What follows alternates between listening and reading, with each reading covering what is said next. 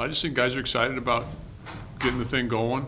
You know, baseball's a tough sport because you come in early in the fall in September and don't get to play a game till late. And so I think guys are anxious to get playing, and I think our workouts have been solid.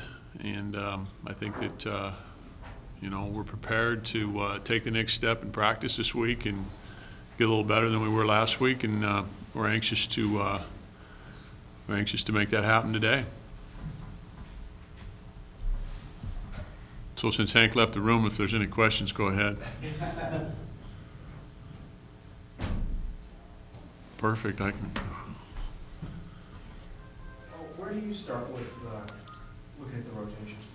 The rotation? Yeah. Well, you know, you got Wetzler and Child that are back from last year's rotation. Certainly Taylor Starr and Matt Boyd both proved they could start. You know, Taylor started a couple games for us last year, and Matt started this summer. And, you know, we see him in the rotation along with Wetzler and Child and Starr, and there's a lot of people that could start. Andrew Morris had a good fall for us. He could start. So, you know, that's kind of how I see it. Pat, your guys seem very confident up there that they're going to be able to take that next step and get farther along in the tournament. How do you feel like your team is stacking up? Well, I'm not quite as impressed with them as they are with themselves, it sounds like, but you know, I think that I like our club, and I think I like the personalities on our team. I certainly appreciate the returners that have had experience in that area, and I'm also very well aware of the talent that's out there, you know, not only in our conference but across the globe here in this landscape of baseball. So, like I said, I'll wait and see how things progress, but at this point, I'm not quite as impressed with them as Baseball America and the guys are. What would you like to see from them? Just, you know, a little better understanding the game of baseball itself. You know, I mean, I think that there's so many intangibles in the game, and there's so many things that never change, and then there's things that always change. And I think that when they figure out the difference between the two, they'll play the game a little better. You just said a second ago, Andrew Moore possibly could be one of the stars. If he doesn't, I mean, do you expect him to, if he's come out of the pen and get some more? Absolutely. You know, he threw very well for us this fall. Very impressed with him. He's got good stuff. You know, the only thing he lacks is game time, and you know, I think the game will be the teacher for him a little bit. But I like Andrew. In terms of sheer number of leaders, you have coming back to this one of your biggest proofs? As far as numbers, yeah, you know, and then we'll see how they produce. But you know, I like the fact that you have even a guy like Michael Conforto, who was only a sophomore, but I mean, he played such a significant role in our club last year. I think, you know, he provides leadership that's completely different than the type that maybe Matt Boyd or Taylor Starr would with their experience. So I think there's a good blend of leadership on our club, and I think that there's enough youth and new guys that have pressed some of the older guys enough that I think, you know, that helps us. That mix of, you know, youth and experience and combined with the depth, I mean, where's it stack up compared to other clubs that you've had? Well, you know, I was just seeing how smart I was back there looking at that media guide, and I noticed that I didn't have Mitch Canham in the lineup in 2005. I started a guy named Billy Munich, so I wish I had a good answer for you right now. I guess whoever I start on opening day, it won't be the people I start.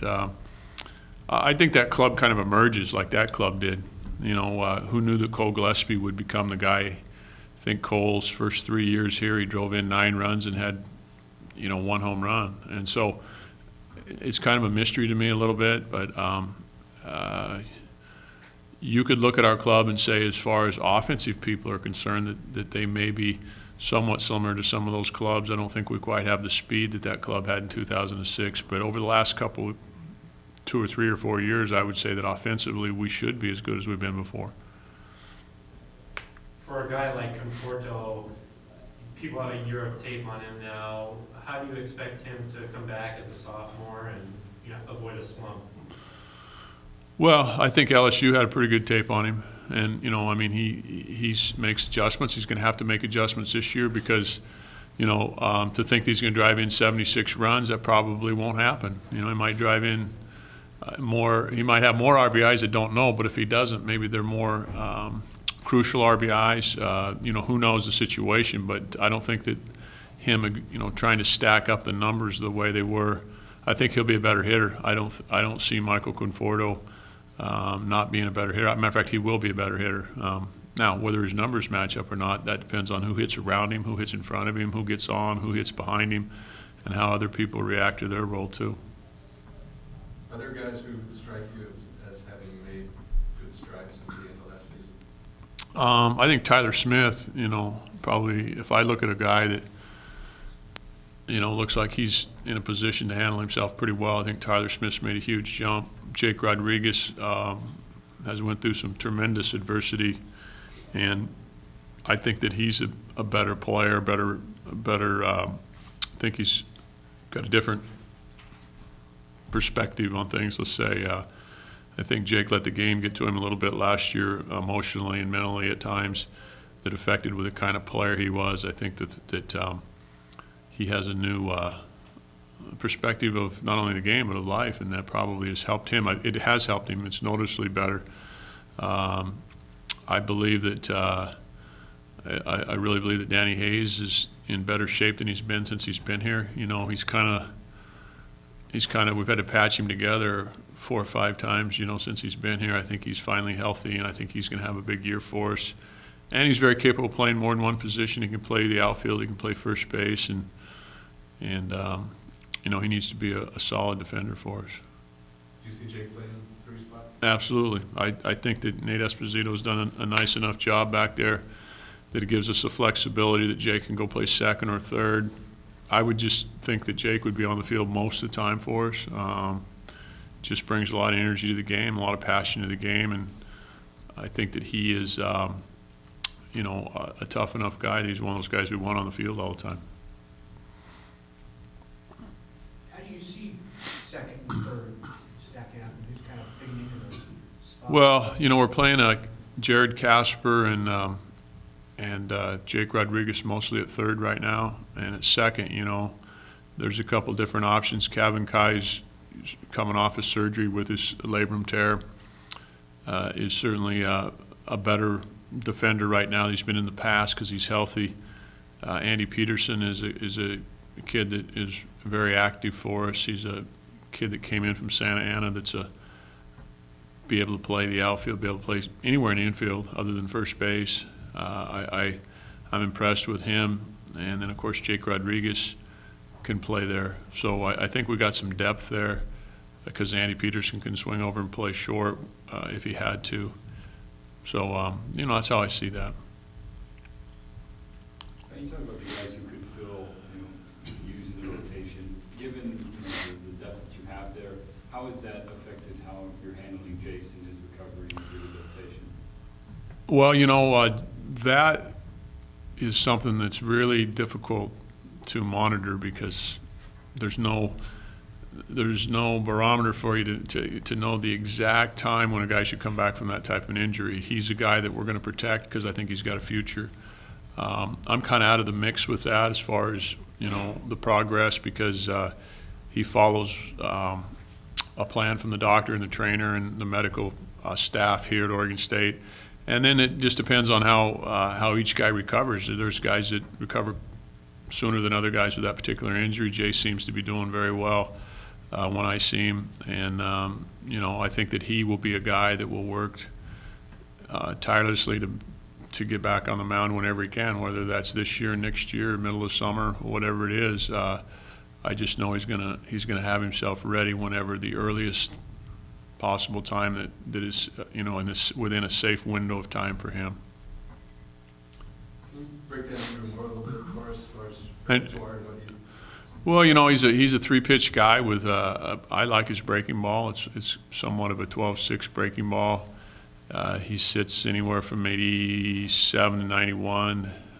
Developed a change from the fall that has a little arm side run.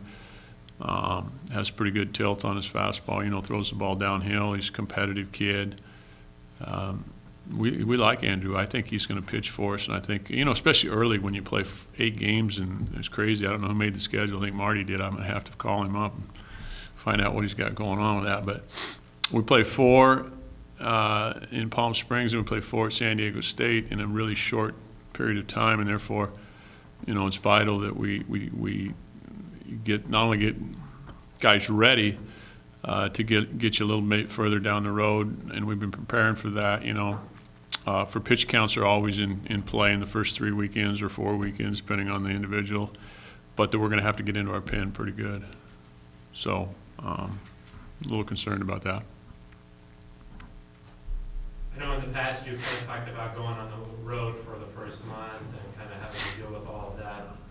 How do you feel like this year's team will benefit from going on the road?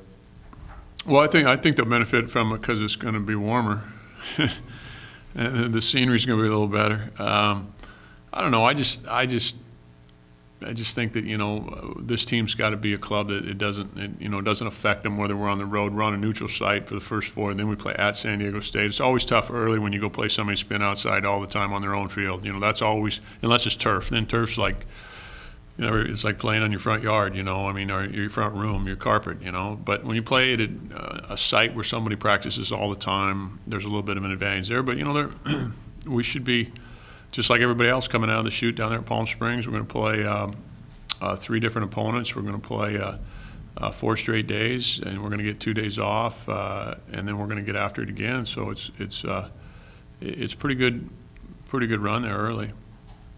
And can you kind of talk a little bit about the effect that television will have on the club and maybe getting some extra exposure from the Pac-12 network?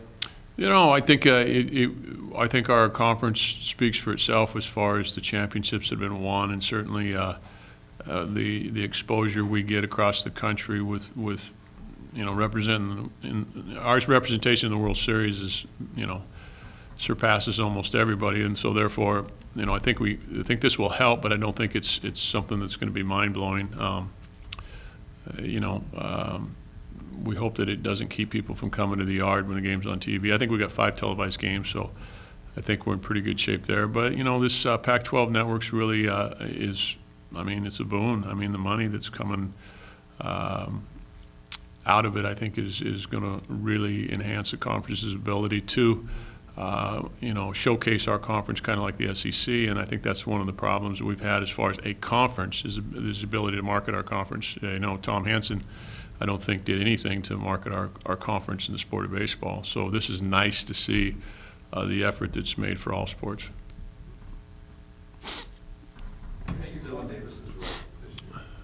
Well, you know, I think Dylan's an extremely talented guy. You know, right now he's kind of nursing a little bit of a quad, and he hasn't been able to run very much, so it's been mostly on the mound. But, you know, here's a guy that, you know, has a big arm and has big power, and, you know, at times last year was tough to get out, and, you know, at times you could get him out. But he you know, he's good enough that he could be in our rotation. He could close. He could do just about anything that he physically that you need him to do, and I hope that he's capable of doing that. That's a good question, because there's a guy's name that hasn't been mentioned much today, and you know, he's a guy that came in against LSU last year in the first game and was lights out, and came in the second game and, you know, wasn't quite as good. So if he gets consistent, he's really going to help us out.